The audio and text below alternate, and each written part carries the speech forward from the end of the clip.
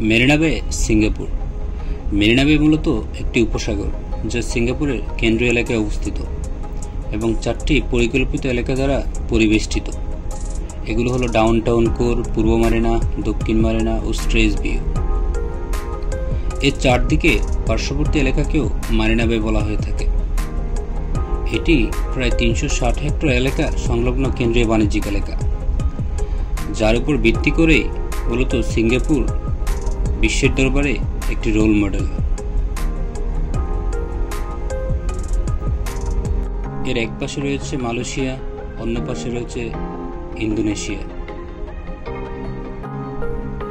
এখানে নির্মিত হয়েছে বিশ্বের সবচেয়ে ব্যয়বহুল আধুনিক ও বাণিজ্যিক ভবনগুলো। এই জায়গাটি দেখতে ছবির থেকেও সুন্দর। ভিডিওটি কোনো রকম এডিট ছাড়া। আমরা আরেকটি বিষয় লক্ষ্য করেছি, এখানে প্রায় প্রতি মিনিটে একটি বিমান টেক অফ করে থাকে। এই ধরনের ভিডিও পেতে আমার চ্যানেলটি সাবস্ক্রাইব করে রাখতে পারেন।